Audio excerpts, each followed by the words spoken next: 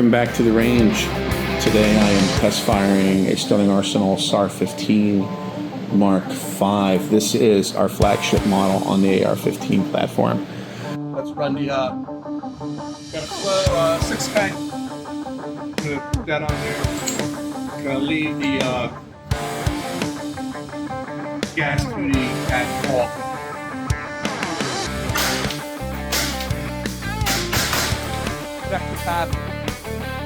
Ejection pattern right at 25 degrees.